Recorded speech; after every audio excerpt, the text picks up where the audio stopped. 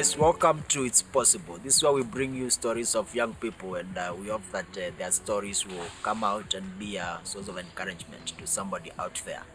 And today I'm joined by our guests. Nitamuuliza introduce. Naitwa Varis Luchamuzi. Hiyo ndio jina yangu. Kitambulisho. Luchamuzi. Hiyo jina ni unique. Asante sana, nashukuru. Thank you so much for having me here. Yes. Abu, tuambie something more about umetokea side gani? Oh, so for most people who don't know, people have interacted with a lot. So I am originally Ugandan. I'm originally Ugandan. I'm from Jinja. Lakini nimekuwa Mkenya. Unapigaga kura Kenya?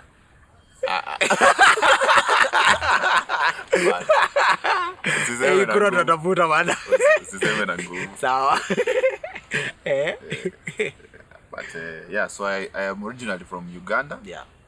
But I'm in Kenya. I'm still trying to get that citizenship. But I've not been lucky. Hopefully, I'm going to get a woman here, get a wife. Then we'll get the citizenship. Yeah, it's like... Siko umejipanga? Because hii ingine nimejaribu imekataa. You have to be strategic, clever about it. Yeah. So how come ulitoka Uganda ukakuja Kenya? Wow. That's an interesting story. So, challenges of life. Back home, I was already living in the streets. So I left Jinja. Yeah. I went to the streets of Kampala. So I was already living in the streets, and then, but I was small time playing football in the streets. Yeah. So one day, this guy, a truck driver, he comes and asks me, like, "Yo, would you want to go to Kenya? Because I hear that Kenyans actually pay kids school fees for playing football." That guy didn't need to tell me twice. So I came to Kenya on board a truck. Yeah. Yeah. With the hope that with the hope that I'm going to join a school and go back and now play football and go to school. That's how I came to Kenya. Wow. Just like that. Just like that. On a trailer truck. Carrying oil. Yeah. Sasa ukafika Kenya. Sasa nikafika Kenya. So what happened? Did you join school or what happened? Which school? I joined school, but not school. So what happened is, we got to Nairobi. Yeah. And then on a river road. So this guy parked his truck around Ngara. Yeah. Yeah, this day is Najua Nairobi, so I know it is in Ngara. And then we walked into town. He had some sort of packages delivering. There used to be a Kampala coach office. Yeah. Somewhere down on River Road. Yeah. So we get to River Road. There's a place on River Road. If you go down River Road from Odeon, at the T junction, there's a junction. Yeah. Now, on your right, actually straight ahead is where the Kampala coach office used to be. Then on the left, there's a duka la kukopesha. It's still there till today. So we got there, this guy told me, "You stand here. Yeah. Let me take this to the office. Yeah. I'm coming for you." He never came back. What? He never came back. And what did you do? I had never From seen the streets of Kampala, now you're in the streets now of I'm in the Nairobi, streets of Nairobi. and First of all, culture shock was crazy because I had never seen so many people. You know, Nairobi has a lot of people, especially River Road. So everyone was just passing me. I'm just there confused. Yeah. So I'm standing. Yeah. And then all of a sudden, people start running. People just start running. Whoa! So me, I'm just standing there. Before I knew it, someone just grabs my hand. Yeah. And then I'm literally thrown over into this truck. Yeah, so that particular day, unlucky for me, they were doing a roundup on street children. So I was picked up as a street kid. So what happened? I and then now we were taken. This should be Kanjo people. Yeah, Kanjo. Yeah, so we were taken. Your first day in Nairobi. My first day in Nairobi. You don't know anything. I don't know anything. I don't know anyone. Nowhere. But Swahili sijui. But how old were you that time? At that time I was 12. What? So now you're in the hands of Kanjo. Now I'm in the hands of Kanjo. Yeah. So we're taken down City Hall, I think. One of the dungeons. We didn't even stay for like an hour. Yeah. And then we were taken to Kabete. In Kabete, there's a juvenile detention camp. Yeah. Yeah. So, nikaanza maisha Kabete. Wow. Yeah, man. So how long were you in Kabete? In Kabete, I was there for... I was in Kabete for 3 years. 3 years? I was in Kabete for 3 years. Kwa nini ufanyikanga huko? Kusoma. By force. By force. Kusoma by force. Occasional beating. Yeah. You know? I mean, it's their own way of straightening someone. But the truth is I didn't come out of there straight. I came out of there very crooked. Extremely crooked. Huko ulipatana na wengine wabaya hapa kuna huko ndo nilipatana na watu. That's where now I learned Swahili vizuri. Yeah. You know. And of course, you know, the people who are in detention, or the kids who are in the juvenile schools. What would be the right word to say? It's kids who have attitude problems, you know. Yeah. It's kids who literally need love and a different form of correction. You know, which was not there. You know, because we were already being treated as outcasts, you know. We're being treated as, and see, personally for me, it was a case of wrong. I was just caught in the wrong place at the wrong time. Sure. You know. Yeah. So I was unfairly, you know, hata sijafanya kitu. I'm just, you know. Actually, you are trying to survive. I'm just trying. Umejipata mahali pabaya, you are trying to survive. Sasa ndio huyo mimi. Yeah. So I was in juvenile for like 3 years. And then I was released. When I was released, I had met some friends. Who, when we released now, we went out together, you know. I didn't know still anyone in Kenya except these guys that I was with in June. So we had to go to Kibra. So watu nilipatana nao walikuwa wanaishi Kibra. Hiyo siku ilikuwa Kibera. Siku hizi I see it's being called Kibra. Sasa sisi hao. We started now living in Kibera. You know, hustle here and there, trying to make ends meet. Literally. One of the slums in Nairobi. One of the biggest slums. In fact, I think it's the biggest slum in Nairobi. Because the other one, Madare and Soweto, they're not as big. And I'm sure ulienda huko juu kwa na choice. Ando watu unajua. Sasa they're the only people I know, man. So, mimi huyo. Sasa Kibra. Sasa maisha ikaanza Kibra. Sasa maisha imeanza, you know. No parents. So we're just living amongst ourselves. Nyumba ilikuwa 30 bob. Nyumba? Pande ama? Pande. Usipolipa una mahali pa kulala. So you'd do things, you know. We'd collect. So we started off collecting trash. Then metal. Anything that would get you money. So that at least ukule. Na ulale. Unauza hii scrap, chupa. You know. Kwa sababu sina nyumbani ya kuenda. You know. So some of the friends wenye tulitoka Juvie, they had houses. But there were so many in one house. Like I remember one of my friends, there were like 8 of them in a single room. What? And then plus wewe. You know. So even now, me and him, we now just started doing our own things. Yeah. So pole pole, ndia osisi. So right now in Kibra, are you still playing football? Yeah, I'm still playing once in a while, you know. Because it was only recreation I had. Yes. It was only recreation I loved. So once in a while, ukipata watu wanacheza ball, we play. I didn't know then that it would be a big deal for me, the football. So I was just playing, you know. To pass time. Now here you are. This should be now around 15 years, 16 now up. I'm 15, I'm 16.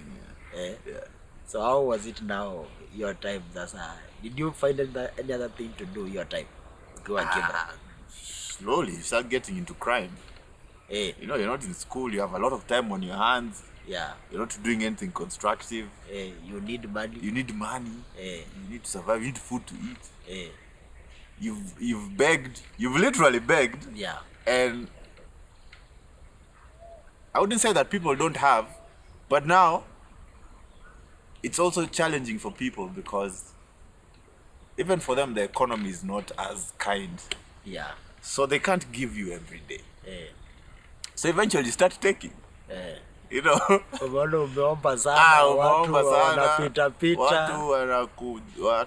Now people don't even look at you. Yeah. So you kind of form an act, you know. The thing is, I never felt pity for myself. So that whole thing of, I have to, you know, I don't know, that thing didn't augur well with me. Yeah. I was like, I'm not feeling bad for myself. So hii ya wengine hii ya kuenda, you're trying to put up such a pity act. Sisi tulisema hiyo hapana. So sisi would just ask you like, yo, mambo, mimi sina chakula, you know. Yeah. But I think our approach was very strong. So guys were like, you know, first of all, you're a teenager, you know. You're not a child. So you're not appealing. Your face is not appealing. You know? You're not appealing. So I was like, you know, by that time, tumejaribu mjengo. Yeah. Go ahead, let me tell you, there's a building on Oledume Road. Yeah. On Oledume Road. There's a film company there called Ginger Inc. when you go on Oledume Road. There's a building, I literally built that building. Mjengo, every time I pass that building, I look at it, I'm like, what? Yani, mimi, I can say, I have sweated to build this building.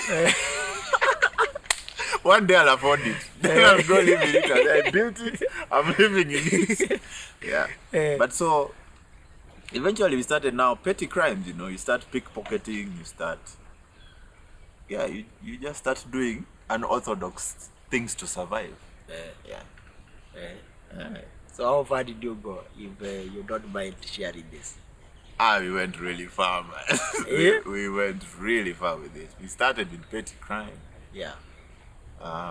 Eventually you graduate, you know, because you get to join a gang. You know the thing about crime? This time see wale vijana mlitoka na sasa mmejoin. Eventually now unapatana na wengine, you know, it's a network. Crime is a network. So you meet someone who knows someone who knows someone who knows someone. You know. And then now you join gangs. You know, because with crime, there's toughs. Where's toka tu hapa? You are going you there's a tough, you know, there's a gang for that area. You know, so unless they know you, you can't operate. You know. So you have to. It's also strategic. Crime is also very strategic, and that's what people don't understand. Is you have to know who operates in which area, so that it makes it easy for you to survive. And lazima wakatie keki, you know. Like if I'm coming to an area that's not mine, and I'm able to do a job, then whoever who's doing oversight for that area has to be paid. It sounds like they look at it like business. Bro, it's business. Ya kiwanja. You know, umeenda kucheza. Literally would say tunaenda mchezo. So umeenda kucheza kiwanja si yako. The same way. Like even now, there's so many football turfs around, right? If you go play in that turf, you have to pay. Yeah. It's the same way. What? Hey. So we got into gangs. Eventually, now the thing about gangs is now gangs introduce you to weapons. Yeah. You know? Yeah. Because now gangs have to protect themselves from other gangs. Yeah. So there's knives, you know. And then eventually now we got into guns. You know, small arms. By that time now I was a carjacker. I was a serious carjacker. What? Serious man. Hey. Yeah. I was a serious. That time I think I was numb. I had no emotion. No emotion whatsoever. Because I'd reached a point in life where I figured that no one cared. Yeah. You know, like nobody cares. Yeah. So what do I care? If no one cares about me, why should I care about you when I'm stealing from you? I don't care about you. All I care is what I want. That's all I cared for. Every man for himself. Every man for himself. No, it's me and my gang. Like you're so loyal to your gang. It's your family. Identity. That's your family. Actually, you're calling it family. That's your family. Everybody else, hao ndo watu walikukubali tu. Hao ndo watu wamekukubali for who you are, you know. Everyone else, you know, you're trying to show everyone else that you're someone. They don't look at you like you're someone. Yeah. Like this guy is just in the street. So, yeah. What? So, crazy. So where did the turnaround come in now? Okay, I've had like... Because I believe you're no longer in the gang. Sasa. So the thing about crime is, I wouldn't say like I was a very intelligent criminal. Of course you get arrested here and there, but... You arrested? Yeah, you get arrested. You get arrested. As a criminal, you get arrested. Na unatoka? But the family has ways. Yeah, the family knows someone who knows someone. When you're released. So also with crime, you have to be in the right family. Yeah. If you're not in the right family, you can't live for long. Yeah. So I would say we were lucky. The gang we joined at that time had a bit of influence and power. So even when you get arrested, there's a way you'd get back out. And then you'd have to lay low for a bit. Alafu unarudi. Because at the end of the day, even with crime, and I always tell people till today, is you have to pay for it. The reason why people are constantly committing crimes is they have to pay for it. Yeah. Pay in terms of... So it's I don't know if people you know, people watch mafia movies and things like this. That's the same thing happening here. There's a boss. Oh yeah. That boss has to be paid for protection. You know, even if you've not done anything, he's protecting you because you're a criminal. So you have to pay him. So kama hujamlipa kuna shida. Na hiyo pesa si kidogo. You know, these guys don't ask for 20 shillings. You know. So you have to commit the crime to get the money to pay this guy for protection. Na uache na zako. These policemen have to be paid for protection. That's serious. Yeah. So yeah, man. So yeah. So my first turnaround, I guess, was, so people who know Nairobi Baptist really well would remember there's a time Kirk Franklin came to do a concert. Okay, so let me put you into context first of all.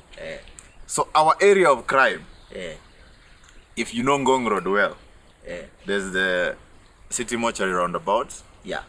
Then there's that depression, like, and you go up towards what's that place called? China Center. So that was our area. It was called Nairobi area. So that was my gang's area of operation. Hapo ndo tulifanya mambo. You know. So there's a time word got round that there's an international artist going to come. Sasa kwetu hiyo ni duka. You know, because we know it's an international artist. That means many people will come for a concert. Yeah. Okay. Okay. So, we even bought tickets. Yeah. Sounds like a movie. Bro, we even bought tickets. Eh. You know, like these days, I can say it freely, you know. Yeah. We bought tickets. We went for the concert. But sasa sisi tuko concert. Lakini tuko shopping. So we're just looking around. Yeah, sisi tuko shopping. It's like how you go to a shop and you're just seeing now products, you know. Sasa sisi tuko shopping. All 8 of us. My gang had 8 people. Yeah. Tuko shopping, literally. Yeah. Just looking around. Then before, like 45 minutes before the concert ended, as we exit, so we're going to place ourselves in the area, you know. So, yeah, na tukafanya mambo. If people went to that concert, will tell you for a fact that after that concert there was trouble outside that gate. So much trouble. But I don't know. I think after that, the next day, literally the next day, I was there around DOD. There's a stage up at DOD. Kawangware there. So I was going to see some friend of mine. Sasa nimesimama hapo. And then I can see people pointing at me at the stage. Sasa nashindwa watu ni nini, you know. Then one of them comes to me and he's like, hey, I recognize you from yesterday. So me, I'm like, what do you, unasema nini? Then the guy is like, yeah, yesterday nyinyi watu mlituibia. Well, me, I've never been scared. I was scared. You know, you're scared, but you're not showing. You know, because you have this macho thing that. So you're scared, but you're like shit, because you're in. You know, it's like a life and death moment right there. Yeah. Because if these people just shout "Muizi," that's it. Yeah. It's mob mentality. Yeah. Mob violence. Yeah. So, but by that time, I also had a gun. You know, I was walking around with it. So when this guy comes to me, he's like, me, I was like, kama ni kuenda, kama leo ndo siku ya kuenda, siendi peke yangu, acha tupambane. So nimenyamaza. So you guys, let me take you back. During the time you are shopping, you didn't wear a mask or anything? For what? As we never wore masks. Sura nguvu. Me, I was telling you, we didn't care. I didn't care that time. What was I caring for? Nothing. I had nothing to lose. You know. Or rather, that's what I thought. That I had nothing to lose. Sasa amekuja ameniambia mlituibia jana, lakini what I want to tell you is I've forgiven you. These are normal Kenyan. Si azikari or what? Ni mtu tu amekuja. Ni mtu tu mpaka mimi I'm like sasa huyu. I mean recognize me. Sasa mimi nataka kukwambia jana mlituibia nini and I can recognize you. And the way he told me, you know, like I could see him with a group of friends, and then he leaves his friends, he comes towards me. He comes to you. Alone. Yeah.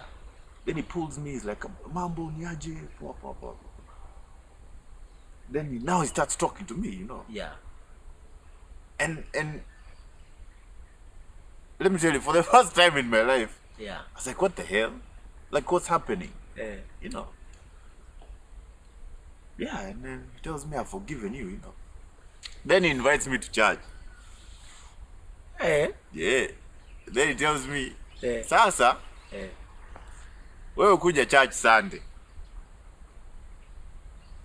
So me, I'm like, first of all, me, I'm already planning an exit strategy. I'm not even listening. Like, I can hear what they are saying, but I'm not listening. Really. I'm not paying attention. Me, I want to go, you know. So I'm just like, may I go, you know. But you know, I go home and I'm like, that was very, when I'm even going towards Kawangware, I'm like, That's very interesting. Eh. So by that time, though, with the money from crime, I've taken myself back to school. Ah. You know, because me, I loved reading. Yeah. So I've taken myself back to school. But now, you know, the consistency for school is not there. Yeah. And then also another reason why I've gone to school is because of football. So bado nilikuwa nacheza mtaa. Now there were some coaches who used to come to scout. Yeah. Coaches have come to scout. So I was scouted. Wamenipeleka shule Jericho, Ofafa Jericho. So I'm there. Yeah. So once in a while I go to school. Sometimes I don't. You know. Like I was let me tell you, I was literally going to school for football. Nothing. I couldn't not to read. Like all those other things, like this hour, but wanafunzi hawakuoni sana sana, like every time ya games unatokea. Ningeenda class only because I needed to do that so that I would play. Oh. Like I never really cared about class. I never really cared. It was just that I need to sit here so that games time I would play. Yeah. That is high school. That is high school. So it was quite interesting. But then now the biggest turn was... So, but then did you go to church after the guy invited you? Yeah! But I went after like 2 weeks. So I met him again. Randomly again. So I never went that Sunday he invited me. I never went. Then after like 2 weeks, again, we just bump into each other around Prestige. Then he's like, hey, wait, you haukukuja kanisa nini. So that time I was actually with my gang. But now, you know, so the thing about in the gang, we would never walk like together. Yeah. We are together, but you wouldn't know we are together. Yeah. Like in fact, if we stand in a stage, we would stand in a stage, but you'd think we are different. You'd think all of us are just, but we are together. So we're walking, then this guy comes close, you know, and everyone now panics because technically this guy has broken protocol of how we walk. How nobody ever used to get that close. Yes. So can't even push him, you know. Like, so I put him aside. I'm like, who are you? Then he's like, oh, unikumbuki, DOD. I told you to come to church. And then now my gang leader was like, hey, Malzana, because we were going somewhere. Yeah. So I tell him, I'll come. When? So he tells me, you come Sunday. Youth service. I'm like, sir. At the time I was 16 now, 2017. Yeah. Yeah, so I'm like, sawa. So eventually I do go. But I go with a friend of mine. Sasa tumeenda church hapo. It was called Jiwe. That service was called Jiwe for the youth. So tumeenda, first of all, we don't. Now we know the church. Yeah. Because remember, area of operation. We are no, because of it's area of operation 1. We know the outside of the church. Yeah. But we also know the inside because kumbuka tulienda concerts. So tulifanya reke. You know? Yeah. Before we did the Kirk Franklin thing, tulienda your church. We looked around. We you know your area. You have to know so that in case anything happens, you know how to exit. Sasa tunajua but hatujui where the services are held. Yeah. Sasa tumeenda one random Sunday with a friend of mine. Sasa tumeingia hapo, tumeangalia, tumeuliza youth service ni wapi, tumeonyeshwa pale, tumeingia. Yeah, so tuko hapo church nini. I won't lie to you. That first time, I was just looking at phones. I'm like, this is money. This is money. And then that guy has seen me. He's so happy. He's seen me so happy. Yeah, umekuja leo. Umekuja. Kumbe, umekeep promise. Umekeep promise. You even stole phones that day in church. Watu walipoteza tu simu. Yeah. Tukaenda. Sasa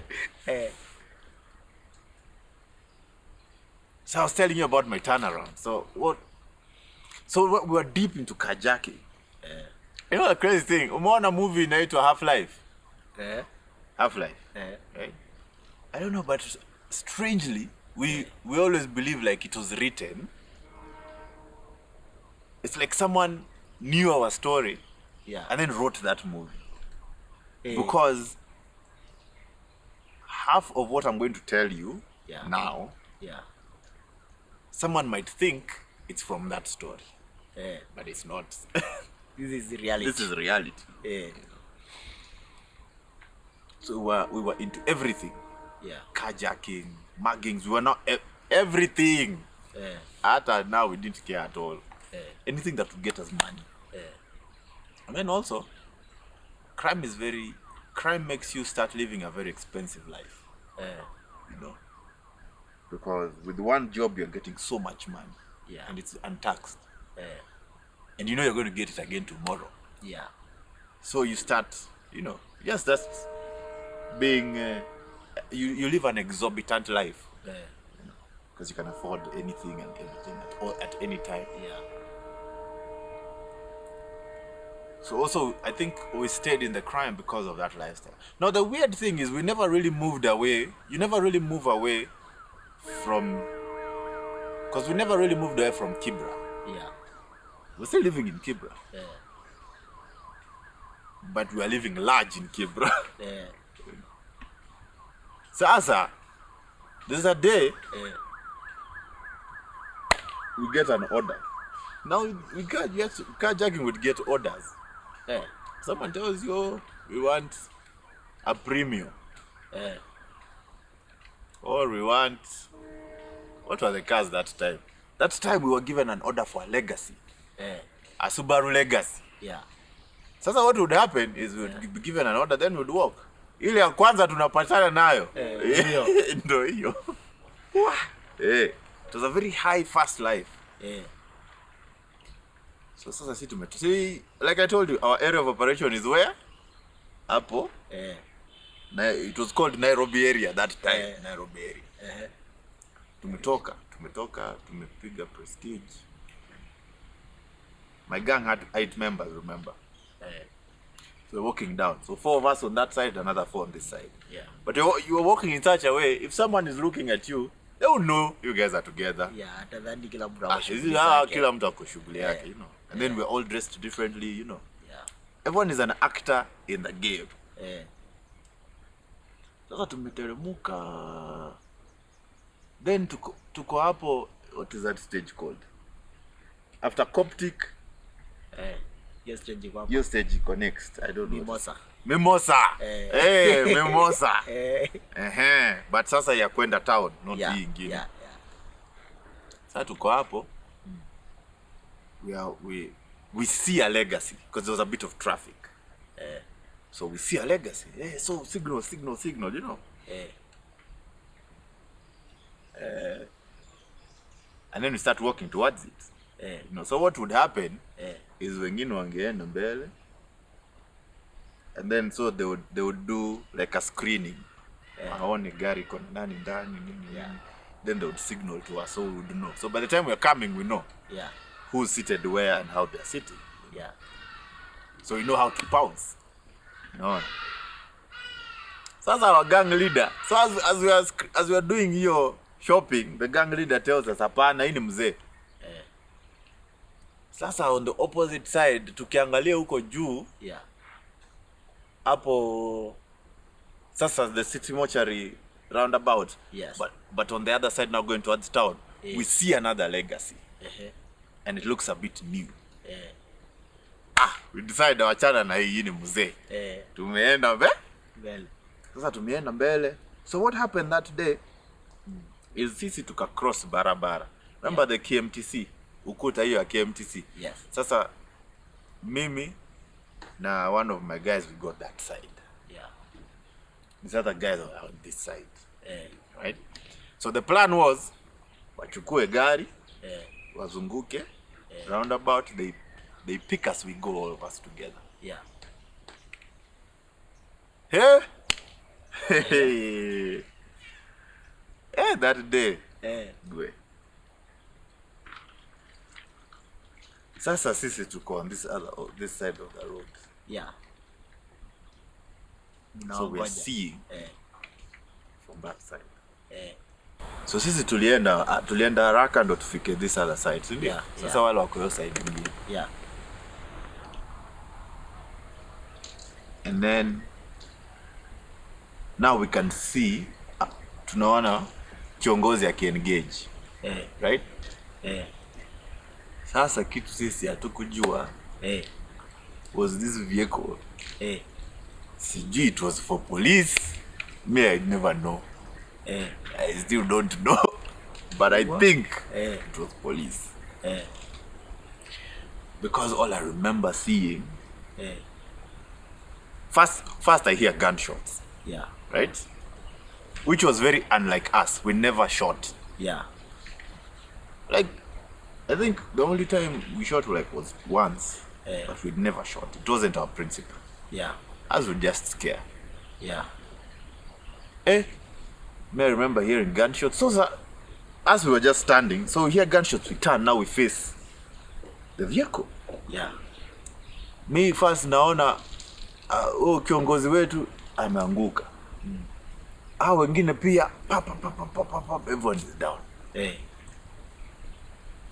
Sasa the guy I was with was brothers with the leader of the gang. So automatically defense. Yeah. Because you are seeing.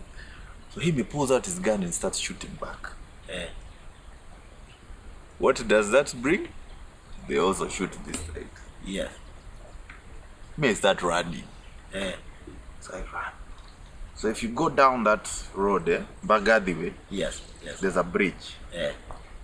What I know most people don't know is under that bridge, najua watu hawajaijua, but under that bridge there's a road. If you go under that bridge and go straight back, you get into the mortuary. Sasa mimi nimekimbia. Nimeingia kwa bridge like I'm going towards Kenyatta the flats. Yeah. Then nimeingia hapo chini, nimekimbia, nimerudi kwa mortuary. Kwa mortuary. Nimekimbia. There was a so in the if you go down, I don't know if many people, I don't know, maybe the people who are watching this. If you go to the mortuary down there, there's a building. G6. Down there. Me nimekimbia, nimeingia hapo, there's a mortuary attendant there. Me have pulled out the gun. I'm like, bro, mi sina shida na wewe. Lakini usiongee, nyamaza. Mi nitaenda. Lakini usiongee. So by that time, you know, now the whole area is full of police. That time, bro, it was morning. Ilikuwa saa 5. Saa 5 mchana. Sasa mimi niko hapo. Now I'm confused. Then the man who's there, the attendant, is telling me I'm bleeding. You know, so me, I'm holding a gun to his face. Then the guy's like, hey, but you're bleeding. So no, that's when now you're like, yeah? So I start looking at myself and I'm like, hey, but I'm bleeding. So I lift my shirt and I'm like, wow, okay. There's a wound. You know. And then also now, you know, because adrenaline now has worn down. Yeah. That's when I realized, I'm like, wait, but I'm also bleeding on my leg. You know? Yeah. So that day I got shot twice. Wow. Yeah. Ukikimbia yote ukikimbia sasa. Yeah. But like luckily luckily like on my leg it passed through. Yeah. And I'm so lucky it didn't touch the bone. Wow. And then also here, I was also shot on my waist. But it also passed through. Didn't touch a bone. Wow. You know. So the guy takes, I don't even know what he took, but he just takes something. I'm in Weka, you know. So I was leaving that place 9 at night. From 11 in the morning. Usiku saa 3. ndo natoka. Now I'm going home. You know. Fika kwa nyumba. You know. I'm still bleeding. Because now that guy just tried to stop the bleeding a little. But now, you know, because of walking, I've gotten back home, I'm still bleeding again. Yeah.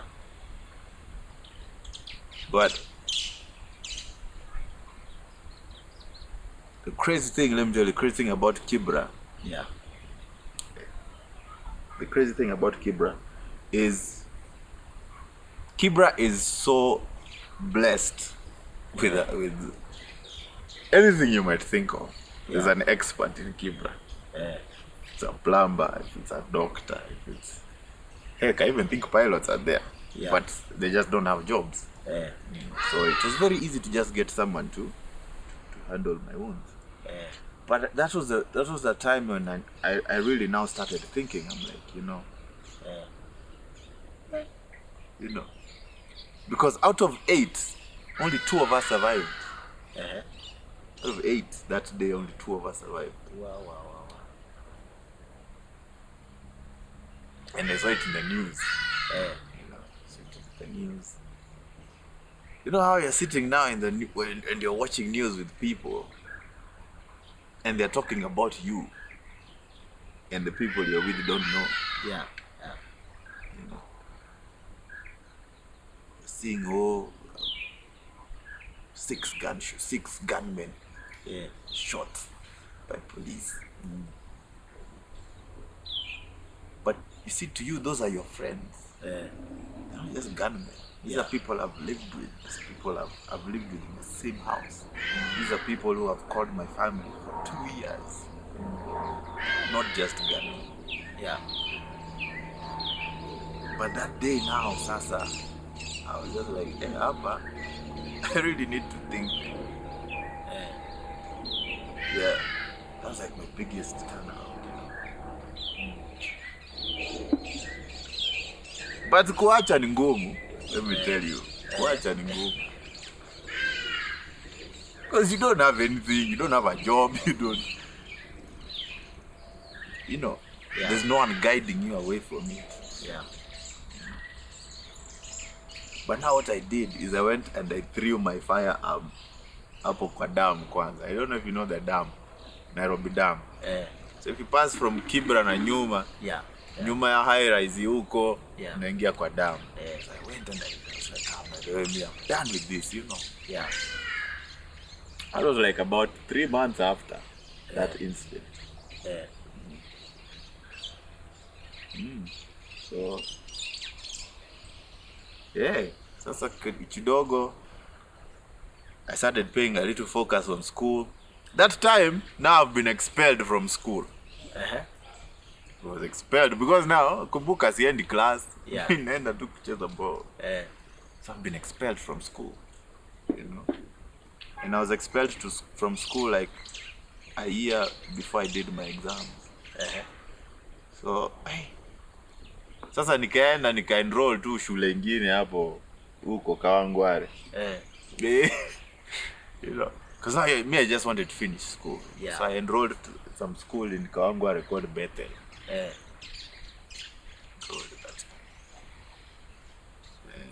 And then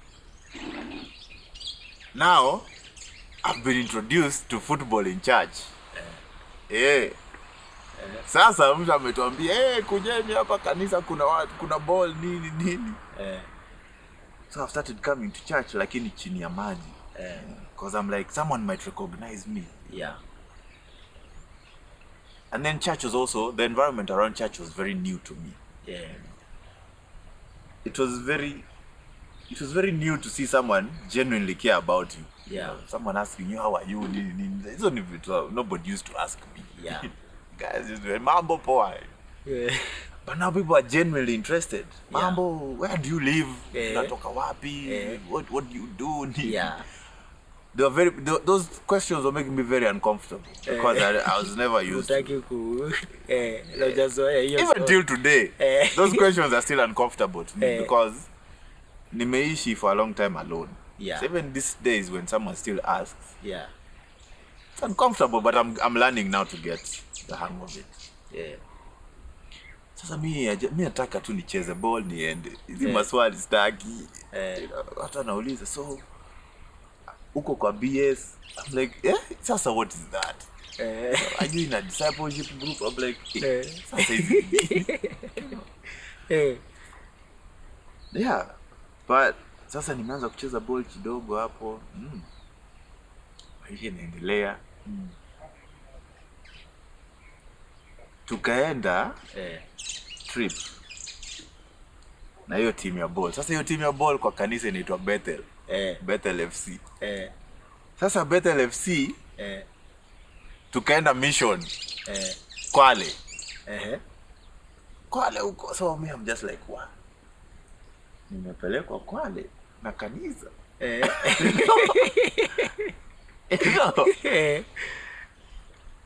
And then now technically I have a new family because now the football team, you know, is now a new family, you know? Yes. And they're always asking unafanya nini, you know. Yeah. One of the guys I was in with the gang, tuko na yeye hapo. Anaitwa Obi. Tuko na yeye. Pia alikuwa anacheza mpira. Ndio goalkeeper. So, wewe ile tunaangaliana tu lakini yuko hapa. You know, the irony of life, man. Sasa tumeenda Kwale. Sasa huko Kwale tumekaa tumeongea. Then we are told that the church can actually help us with school if we are having challenges with school, and we're like, hiya. Okay. So actually it's the church that helped me finish my Form 4. Wow. Because now the church paid. Yeah. Unakumbuka nilienda kwa shule huko Kawangware tu, you know. Sasa wakalipa school fees huko. Nikamaliza sasa. That to me meant a lot because I was like, for once someone has really, to me actually the word I used was bothered. Someone has bothered about my life. You know. And then kumbuka I came from a place of always paying for something. You know. So when the church paid my school, I remember at that time we had a conversation with she was called Liz. Liz Mangeli. She was the social worker then. So she paid my fees nini. So to me I was like, let me play football for them. Like it's the only way I can pay. Kumbuka me, I'm just used to mtu akinifanyia kitu na mlipa. Sitaki, you know. Sitaki mambo ingi. So I was like, me I'll play. But in my head I'm like, I'm playing for who? The church. I'm just like, I'm playing for this is the only way I can pay. So let me give them back because like this is the only way I know. Let me give back. So nimemaliza shule. And then now I'm told, so I've started coming to church mara moja. You know. Hizi zingine niko tu kumtaa, so I'm trying to reform. I'm having a conflict. I'm really trying to reform. You know. Sasa na nikaambiwa na that leader for youth ministry then was Christian Ogutha, Pastor Christian. So Christian tells us there's a program for people who's finished high school. So me I'm like, so what do you mean? Naambia sasa inaitwa ex-candidate program. So me I'm like, sasa hii ex-can mtu anafanya nini? Like sasa unakuja, we teach you about life skills. We just have a good time to help you transition and help you discover. You know. Yeah, I'm like, okay. But the truth is, me, I used to come there because there was free food. Because I didn't have food. You know? So again, I never paid attention, which I should have. I never paid attention that much.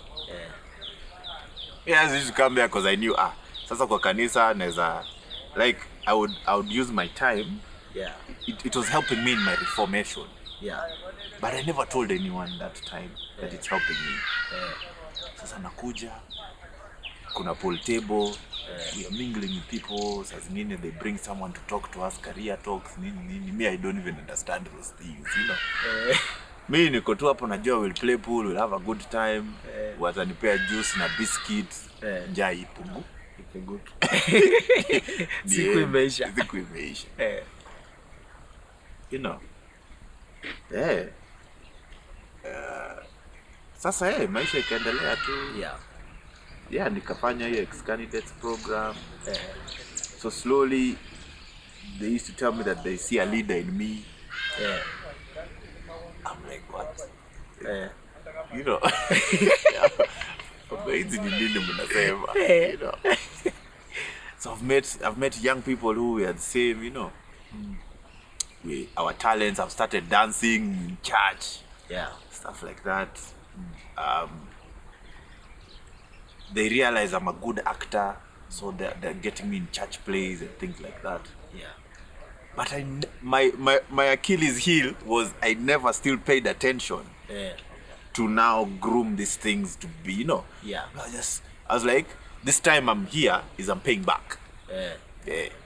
I never really thought that, you know, with all these things I could make something and I'm also doing something. I was just like, I'm paying back.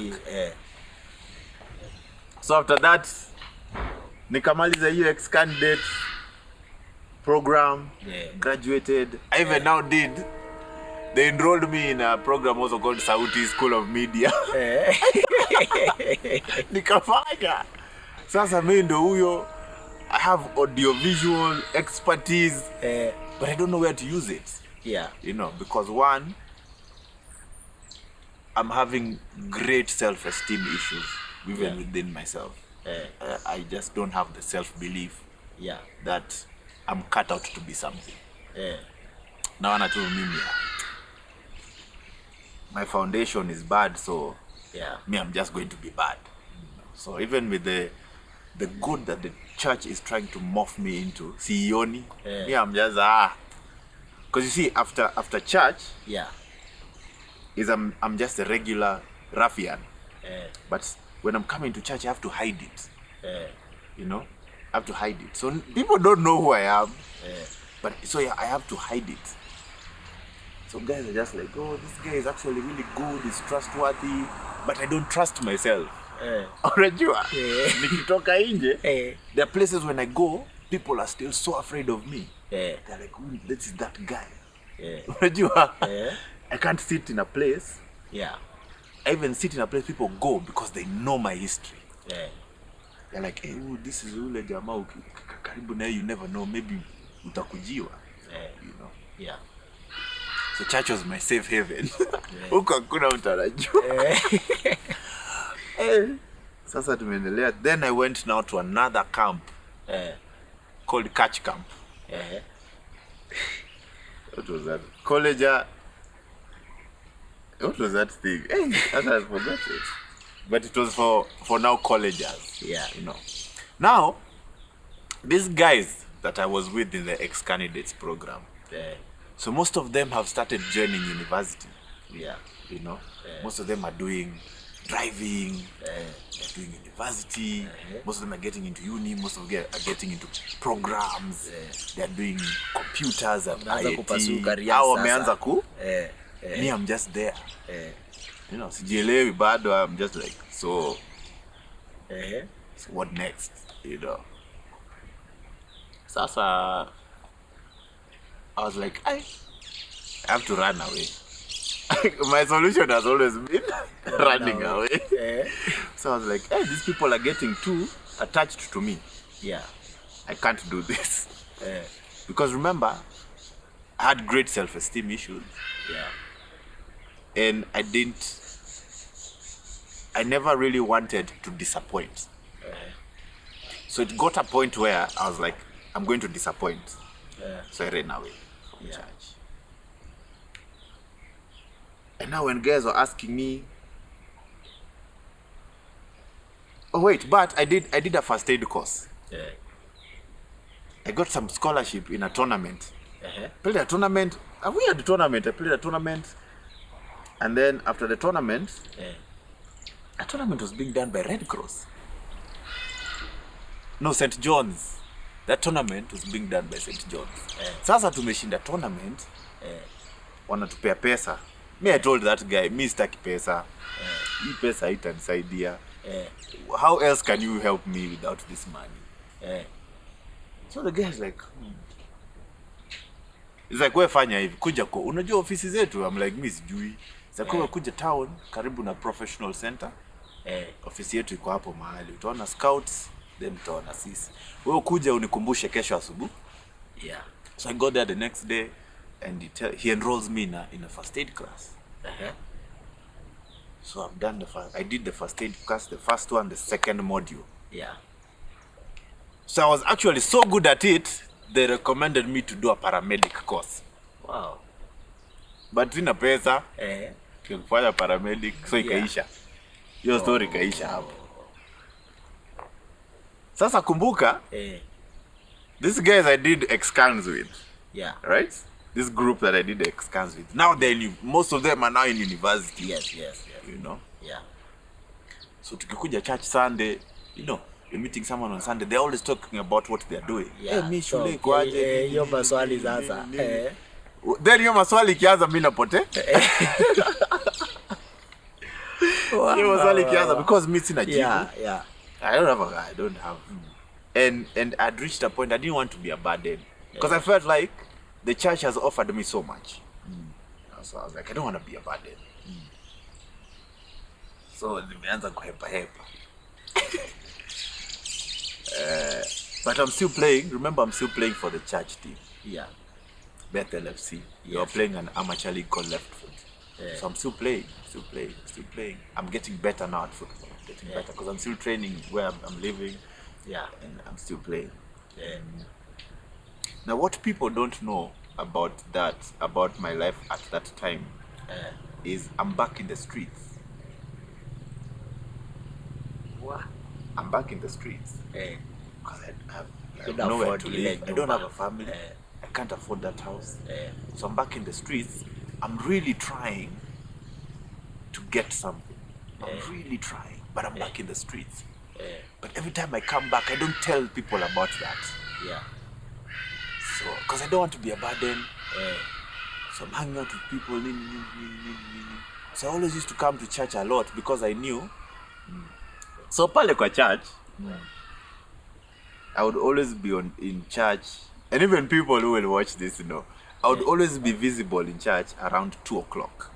Because I realized 2 o'clock, they would serve tea for the staff. Na staff hawakunywa chai yote. Sasa maybe that was a way of also getting food. Yeah. So I would do my things, but around 2, I have to be around the church. So I would come na kunywa chai. At least hata hiyo siku nikienda nimekunywa chai. You know, nikienda hata kwa nyumba, if I don't have money, at least I have tea. Nimekunywa kitu. You know. But I'm still playing football. So that year ends. Now surprisingly, the next year, so the league I was playing in had different teams. So one of the teams in the league, one of the owners of that team called. After a game, he calls me. Hey, mambo, it's okay. Sasa nataka nikuchukue ucheze timu yangu. It's like, yeah, nataka ukuje ucheze timu yangu. I'm 19 now, I'm going to 20. I still don't understand myself. So I'm like, oh, okay. Then he's like, I'll pay you. Every game will pay you. Remember, the church team is not paying us. Yes. So I quickly make the move. Because I'm like, yo, this is, you know. Yeah, and then now that's how I started playing football. So in that team where I was playing, now in my new team, it was called Rapid. So in my new team, the other players are actually playing in other leagues. Now that opens up my eyes. Yes. Because now we start talking, they're like, wait, but you're really good at this. How comes hauna team kwa league? I'm like, mimi sikuwa najua mtu atanipeleka kwa league. So one of my teammates tells me, we fanya hivi, kesho asubuhi kuja twende na wewe kwa timu ya so he used to play for a team called UN Tandaza. Sasa mimi nimeenda na yeye Tandaza. Surprisingly that day Tandaza are playing a friendly match against a team called Wazito. Now Wazito are in Division 1. Asa tumefika, then the guy introduces me to the coach. Coach, nimekuja na huyu, ni Mganda, you know. So the coach is like, sawa. So surprising now what happens in that game is me nimeka. I've changed. But I know I'm not part of the team, so I'm timid. I'm just Then one of the players gets injured. Then the coach says, ulisema this guy of yours plays which position? Then this guy can play as a midfielder, attacking midfielder or a striker. Kuja ingia. Warm ingi. That game I scored 3 goals. What? That's amazing. That game I scored 3 goals. After that game, the coach of Wazito comes and tells me, kijana unacheza ball wapi?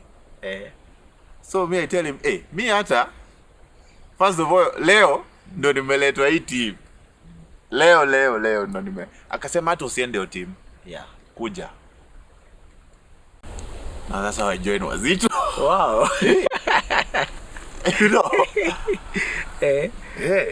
Sasa now they're giving me contract, me sijui.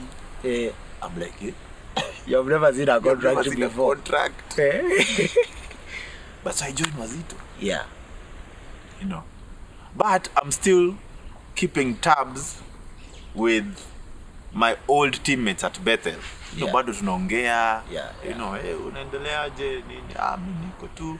They're happy because now they're seeing me go. You know, they're seeing me growing and I'm like, siku hizi tunakuona Wazito. I'm like, najaribu, you know. So Wazito, I played Wazito. And I got an injury for at the time I got an injury for like a whole year. I tore a ligament in my knee. Nikakuwa nje. Sasa in Wazito, I started getting good money. Not a lot, but good money because I was getting like 20,000 shillings a month.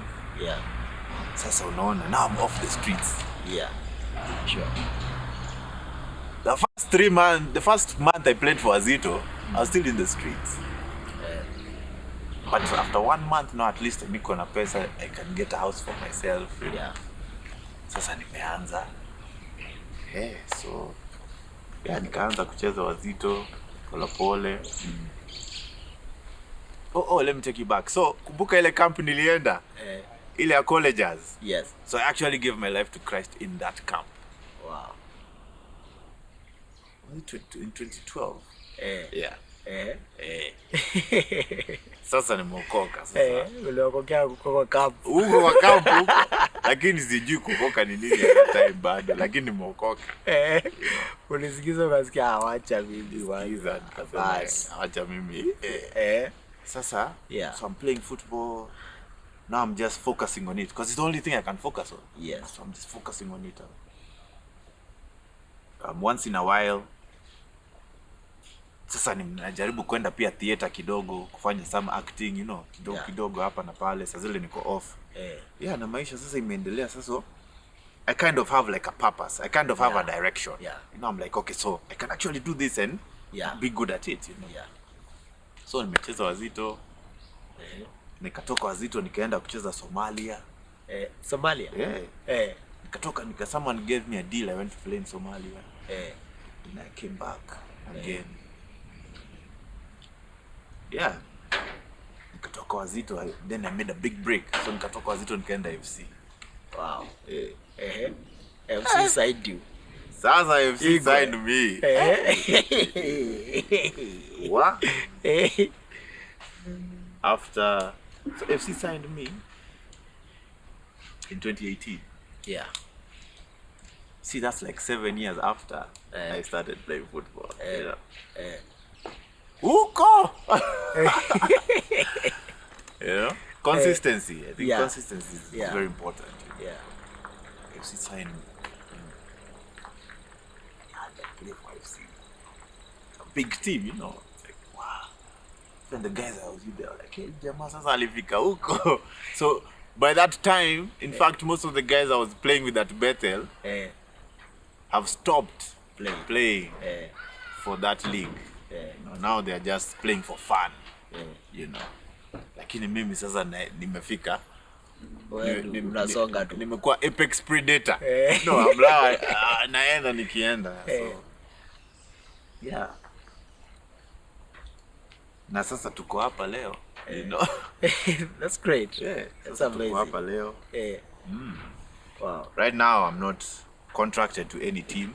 Yeah. But I'm still playing. I'm acting now. Yeah. You're acting? Now I'm acting also. Wapi? Now I'm acting also. I've done 4 Kenyan movies. I've done a movie called Lusala. I've been in the first Kenyan thriller on Netflix called 40 Sticks. Wow. I've done now I've acted. I've done Anti-Boss. I've done Zora. You in Zora? Yeah. Hey. Now I'm acting, you know. It's amazing. But it's taken me like almost 18 years to be where I am today. Yeah. You know, and the grace of God, man. Yeah. Yeah, sure. It's taken the grace of God to get me there. Yeah. Wow. Hey. What a story. I tell you. Thank you so much. Thank you so much for welcome. choosing to share this story with us. Anytime, man. Wow. Anytime. Hey. You know? So, wow. So, you're such a story. Yeah. I'm still trying to get, you know. I know, you still have questions. But now, this is where I am now. Yeah. You know. But it's such a story. Yeah. Now I've taken myself back to school, you know. Now I focused on a lot of things in my life. I had to deal with a lot of traumas that I had not dealt with when I was younger. Yeah. Self-esteem. Yeah. Yeah. Self-esteem was my biggest trauma, Gwe. Yeah. That was like my biggest challenge. Yeah. Yeah, but by now I'm it's still a work in progress. But pole pole. Wow. It's really amazing. Pole pole today. Allow me to take you back about on football. Because you've only played for Wazito and Ingwe peke yake. No, I played. So I even Sony. Wacha nikwambie story ya Sony Sugar. Sony Sugar FC. So when I was at Wazito, what happened is sometimes players go on loan. So if you're not getting enough play time where you are, you can opt to go to another team. Yeah. For playing time. Yeah. Sasa mimi huyo na virago nikaenda mahali inaitwa Awendo. Now what I didn't know was when you go to Sony, like Sony players when they are signed as employees of the company. Which means they work as employees of the company. And now the footballers are casual laborers. What? Hey. You are used to, if you are a footballer, you are a footballer. I'm used to, you're a footballer. You know? What? Asubuhi huyu mimi huwa na bag. Naenda kutrain. Hao wachezaji wengine nobody is carrying a bag. So me I'm wondering, I'm like, hey, kwani wewe bag iko wapi? Then they tell me, oh, naenda training. Don't worry. Yetu ndio hii iko tu, usijali. Tulikata miwa. Wow, tulikata. My hands can still attest. Tulikata miwa. Properly. Tulikata miwa. I was there for 6 months. Yeah. But that 6 months greatly shaped me because it taught me, it also demystified a lot of things that I thought were true. You know. Because at some point I felt entitled to a lot. You know, especially in football. Yeah. So just going to a place where nobody again cares about you, but what you provide, you know. Yeah. Like what are you about? Okay, you're a footballer, so is everyone else. What do you have above them? What do you offer? Yeah. So it taught me that also what I offer is important. Yeah. You know. Hey, but ndo hiyo. But yeah, that's now where Richamuzi is today. I'm still learning a lot. Yeah. I'm back in school properly now. Now I'm focusing in school. Yeah. What are you doing in school? Now in school I'm doing. I finished a diploma in fitness and nutrition. Wow. I got a diploma. Hey. Wewe usicheze. Hey, congratulations. I got a diploma. Lakini hawakunivalisha ile kofia ile ya kurusha juu. Lakini nitanunua tu nijivalishe. But I got a diploma. You got it. Finally, you know. Yeah. And yeah, my dream is to finish medicine. You know, my dream is to finish because I want to do emergency medicine. Yeah. For sports. Sasa ungo tunaenda pole pole. Wow. But yeah, and I'm also now volunteering a lot. I'm volunteering for a company called Green Kenya as a community impact coach. You know. Yeah. Tutoe our watoto kwa hizi. Children have to understand that a lot of the social ills that are happening, they have a part. They can play a part in solving them. Yeah. You know. Yeah. And it's so much fun. Yeah. Doing. It's amazing. Helping kids do, like being a mentor. Yeah. Because no one mentored me. Yeah. You know. Yeah. Sure. But now I'm being mentored. No one mentored me then. Yeah. Lakini ni sawa tu. Tunapambana na hali yetu. Saa hizi. Wow. Still amazing. Yeah, man. Such a story. Bless. Hey. Wow. Sasa tuko hapa. Hey. Disclaimer, I am not a comedian. You People have to say that. People should get this out of their head. Mkinipata huko nje, I am a very serious individual. I am not I have an occasional laugh. Lakini tusizoeane. I'm not a comedian. Wewe nakwambia na bado unacheka.